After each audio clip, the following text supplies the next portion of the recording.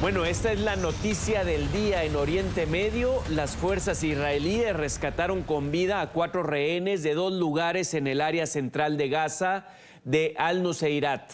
El operativo se dio 8 meses después de que fueran secuestrados por militantes del grupo terrorista Hamas en la masacre del 7 de octubre. A pesar de la difícil situación, gozan de buen estado de salud y hoy viven su libertad en compañía de sus familias. 4 rehenes regresaron a la libertad. Noah Argamani, de 26 años, Almog Meir Jan, de 22, Andrei Kozlov, de 27 años, y Shlomi Sif, de 41. Ese es el momento en que llegan a un hospital de Israel para controles médicos. Lo hacen en medio de la felicidad y los vítores de quienes los esperaban desde hace meses. A pesar de lo dura de esta experiencia, se encuentran en buen estado de salud. En su rostro, el reflejo de 8 meses de cautiverio, una mezcla entre la felicidad por el retorno, la tragedia de sus días como rehenes y la tristeza de quienes continúan raptados. De acuerdo con las autoridades, fue un rescate de alta complejidad.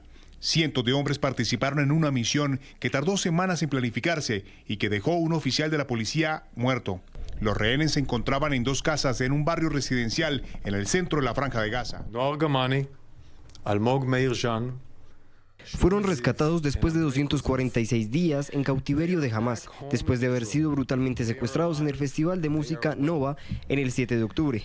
Se trataba de una misión compleja y de alto riesgo basada en inteligencia precisa realizada a la luz del día, en 2 edificios separados en lo profundo de Gaza, mientras estaban bajo fuego dentro de los edificios, bajo fuego en el camino. En la salida de Gaza, nuestras fuerzas rescataron a nuestros rehenes. El primer ministro de Israel, Benjamín Netanyahu, se reunió con los liberados y sus familias, con quienes compartieron el privilegio de la libertad. Le pedí a Netanyahu que hiciera todo lo posible para recuperar a Noah, para que su madre se reuniera con ella. Él asintió con la cabeza, prometió y cumplió. Realmente tocó mi corazón. Este es el poder del primer ministro. Me gustaría aprovechar esta oportunidad para agradecer al ejército israelí humano de alta calidad. Ahora el objetivo es traer de vuelta a quienes siguen en cautiverio. No perdemos de vista que Hamas todavía mantiene retenidos a 120 rehenes en Gaza, hombres, mujeres y niños. Cuando decimos que haremos todo lo posible para traer a nuestros rehenes de regreso a casa, lo decimos en serio. No dejaremos de luchar por su libertad. Cualquier otro país decente del mundo haría lo mismo. Son 4 rehenes, 3 hombres y una mujer, que fueron secuestrados en el Festival de Música en el sur del país el 7 de octubre del año pasado. 116 de los aproximadamente 250 rehenes secuestrados por militantes de Hamas permanecen en el enclave palestino. Según los recuentos israelíes, al menos 40 de los cuales han sido declarados muertos. Y es que se cumplieron 8 meses desde que inició este conflicto, que ha cobrado decenas de miles de vidas, desplazamientos y una crisis humanitaria de gran magnitud que nos llevan hoy a analizar cómo ha transcurrido este tiempo en ambos territorios y la disposición frente a posibles soluciones en la guerra.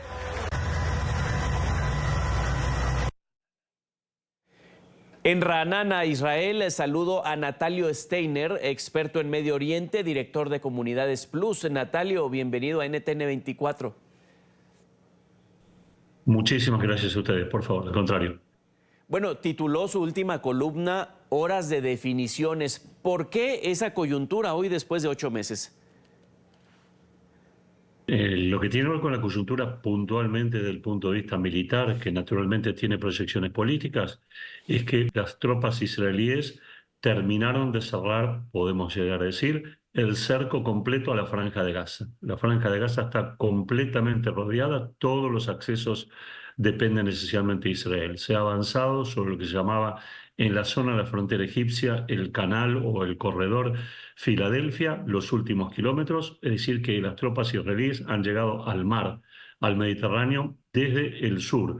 Ya lo habían hecho al comienzo de la guerra desde el norte. Por lo tanto, el rectángulo más o menos que es la Franja de Gaza está cerrado por todos los ángulos. Esto significa, desde un punto de vista estratégico para Israel, que el Hamas islámico no va a tener ninguna posibilidad de recibir ningún tipo de armamento más por ninguno de los túneles que tenía la frontera con Egipto. Obviamente que Israel lo que va a intentar es secar el arsenal militar que ya el Hamas tenga en su poder para llevarlo a un esquema de rendición lo más rápidamente posible y a un costo de vidas civiles lo más bajo posible, porque esto deteriora muchísimo la imagen del Estado de Israel.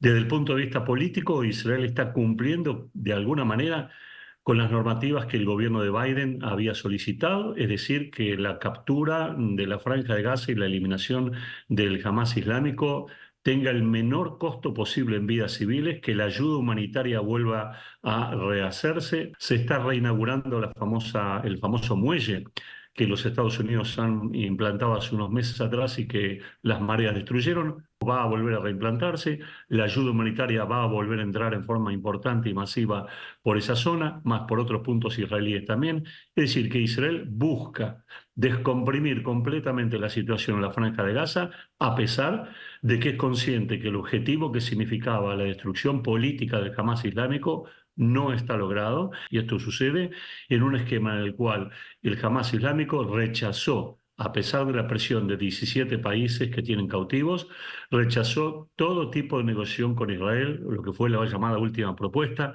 la propuesta israelí o la propuesta Biden. Esto es el esquema hoy. Naturalmente, esto también nos lleva a enfrentar dilemas muy severos a futuro en el norte, con el Hezbollah. No es que esto es dar vuelta a la página, sino que esto realmente ahora Israel va a tener que definir una estrategia más activa para una organización terrorista mucho más grave, mucho más peligrosa que el Hamas islámico, que es el Hezbollah, que está apadrinado por Irán y que tiene también fronteras con Siria y que está apoyado por tropas de milicias iraníes en Siria y también provenientes de Irak, y que tiene un arsenal militar mucho más poderoso que el Hamas islámico. Habrá que ver cómo Israel enfrenta este desafío militar, ya que es una exigencia de la población, especialmente del norte de Israel, que está sufriendo incontablemente desde hace muchos meses una escalada militar que el Hezbollah está llevando a cabo y que hasta ahora el Estado de Israel o el ejército israelí no le ha logrado encontrar la vuelta, por decirlo en forma más sencilla, a una respuesta militar más contundente sin expandir el conflicto. Natalio, ¿sí se ha mermado o disminuido la capacidad operativa de Hamas? No, sí, absolutamente que sí. El Hamas estaba compuesto por 6 brigadas, 4 brigadas, o brigadas o unidades o batallones, con un total de cerca de 25.000 hombres. Se calcula hasta el momento que podrían quedar todavía bajo control del Hamas islámico entre 9.000 y 12.000 terroristas en la zona de Rafah, en la zona de Nuseirat, que es en el centro de la Franja de Gaza. Es decir, Israel ha resuelto el problema del contorno de la Franja de Gaza, todavía no ha resuelto el problema de lo que es la Franja de Gaza por debajo, los túneles en su mayor inmensidad, dado que todavía se calcula que hay un 30% de túneles sin descubrir o que todavía son utilizados por el Hamas islámico. El Hamas todavía tiene una fuerza militar terrorista importante y va a tratar de dar golpes a la población civil israelí con reservas misilísticas que le queden, aunque estas han mermado enormemente, como lo podemos ver en los últimos meses. Casi prácticamente no ha habido ataques con misiles desde la Franja de Gaza hacia el corazón de Israel. No es una victoria contundente, no lo va a ser. Se calcula que por lo menos 3 meses más puede llevar la derrota total del Hamas en la Franja de Gaza. Así que el panorama no es sencillo, porque vuelvo a insistir, paralelamente, Israel va a tener que encontrar algún tipo de solución militar, si no aparece una solución política, para el Frente Norte, con el Hezbollah, que es mucho más agresivo que el Hamas y que hasta ahora el Hezbollah ha venido, entre comillas, acompañando los esfuerzos terroristas del Hamas para atacar a Israel y distraerlo y lograr que el ejército israelí esté dividido. De momento, que el ejército israelí controle completamente o en gran parte la zona de la Franja de Gaza, esto va a aliviar la presión sobre los soldados israelíes, va a haber una mayor movilización de soldados desde el sur, desde Gaza, hacia el norte, y de hecho ya inclusive se ha incrementado el número de reservistas que ha movilizado el ejército de Israel. De 300.000 de comienzo de la guerra, se han movilizado ahora en los últimos días 50.000 más, 350.000, lo cual todo estaría indicando a las luces que estamos en presencia de una posible ofensiva israelí, que aquí se opina podría llegar a ser a fines de junio contra el Hezbollah. Pero cuidado, porque el Hezbollah ha logrado minar las capacidades defensivas de Israel en el norte. Se ha provocado una enorme cantidad de incendios en los últimos días, se han atacado con mucha liviandad poblaciones que ya están evacuadas de por sí, y la defensa antiaérea israelí no ha sido todo lo eficaz que se preveía. El famoso sistema cúpula de hierro, que ha sido tan eficiente en el sur, en el norte no ha logrado esa eficiencia porque Hezbollah maneja drones sofisticados, pequeños, no mucho más grandes que el tamaño de un pájaro, de un águila, y que son dotados de tecnología iraní de combate, con lo cual los hace bastante difíciles de detectar y especialmente de derribar, aunque son lentos, pero tienen una capacidad de maniobra y de elusión muy importante. Esto es algo que también puede ser que haya retrasado la ofensiva israelí en el frente norte, algo tan necesitado y urgente por parte de los civiles que están evacuados, más de 70.000 en el norte, que no tienen casa, no tienen dónde estar, no tienen dónde estudiar, no tienen dónde trabajar, donde ven sus cosechas arrasadas, quemadas, el calor y las inclemencias del tiempo favorecen los incendios que el Hamas provoca, que el Hezbollah provoca. Por lo tanto, hace falta tomar algún tipo de resolución en el norte, dado que ha fracasado hasta ahora la política, y el hecho mismo, fíjense cómo se une el frente norte con el frente sur, el hecho mismo que el Hamas haya negado la posibilidad de reiniciar un acuerdo con Israel, le abre a Israel las puertas para una ofensiva mayor en el norte.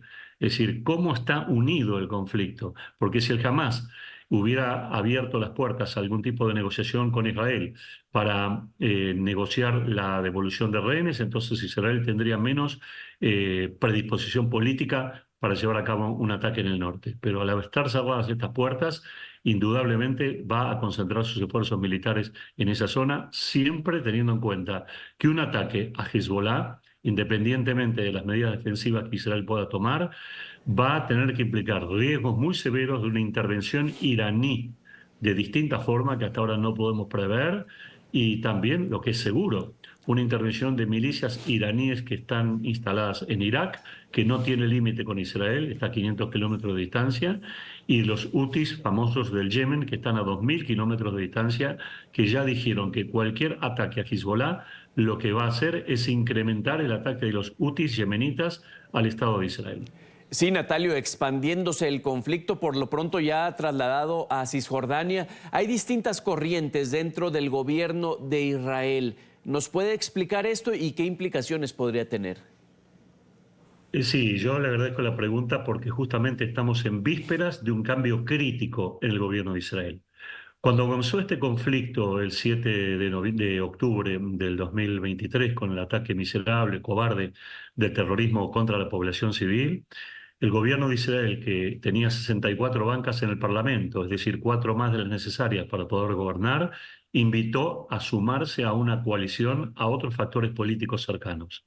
Después de un pequeño tiempo de vacilación y ante la emergencia nacional, se sumaron varios factores, lo cual le dio al gobierno una legitimidad mayor, inclusive más esperanza entre la propia población israelí, que veía un gobierno de mayor unidad política posible, enfrentando los desafíos militares y políticos que le plantean los enemigos. Pero ¿qué pasa? Aquí está el problema. Con el correr del tiempo, empezaron a aparecer grandes desavenencias entre aquellos sectores que se sumaron al gobierno y otros sectores que ya estaban en el gobierno y pedían y piden acciones militares mucho más urgentes, sin tantas vueltas, sin tantas evasivas. En realidad, tenemos que tener en cuenta que el conflicto en Gaza quizá debió haber terminado 3 o 4 meses atrás, si no fuera porque el gobierno norteamericano frenó el accionar israelí, o lentificó, para ser más claro, el accionar israelí. El gobierno israelí hasta ahora existen 2 ejes que coexisten. El eje que es partidario de seguir una línea militar enlazada con los intereses de Estados Unidos y de algunos otros países occidentales que entienden las necesidades de seguridad de Israel, y por otro lado el otro eje más extremo, más duro, de línea dura, que dice no podemos arriesgar más ni a nuestros soldados ni a nuestros civiles en una campaña militar errática, dubitativa. Hay que restaurar el poder de disuasión que Israel perdió porque nos están mirando enemigos de otros lugares, y por lo tanto Israel debe responder con contundencia. El sector, llamémoslo así, más moderado, el que sintoniza un poco más con Estados Unidos, sale del gobierno. el gobierno vuelve a quedar con 64 mandatos y por lo tanto la línea más dura es la línea que puede predominar y llevar adelante o presionar para que haya una ofensiva militar mucho más importante, pero más rápida, para terminar con todos estos escenarios dubitativos que, de acuerdo a su percepción, han minado el poder y la credibilidad de Israel en todo el mundo. Porque este es otro factor que no podemos dejar de eludir. Israel ha sido derrotado o está siendo derrotado a nivel político por situaciones políticas que han planteado los palestinos en diversos escenarios y que han llevado a que distintos lugares del mundo, inclusive países europeos, que son aliados de Israel desde un punto de vista democrático, ideológico, etcétera, han comprendido que se había vulnerado un escenario muy, muy delicado. Así están las cosas en este momento, especialmente, efectivamente, es crítico. Cumpliéndose 8 meses de la guerra, vamos a ver también un cambio de gobierno y veremos qué es lo que nos trae esta situación aparejada.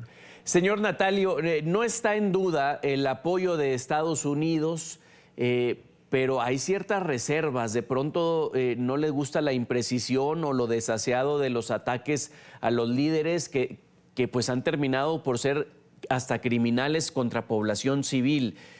¿Qué puede cambiar si pasan esos 3 meses que dice y es electo un Donald Trump? Es importante la pregunta, es muy interesante y es un elemento muy condicionante. Realmente, independientemente de las distintas líneas que convergen en el gobierno israelí actual, lo que nosotros tenemos es que la presión política norteamericana del gobierno de Biden sobre Israel le ha atado las manos al ejército israelí. Este es un hecho claro, visible, contundente. Es verdad que Estados Unidos ha apoyado a Israel políticamente, es verdad que Estados Unidos continúa suministrando armamentos importantes que Israel necesita para sus acciones defensivas y ofensivas. Hubo en algún momento amagues de que esto se iba a cortar.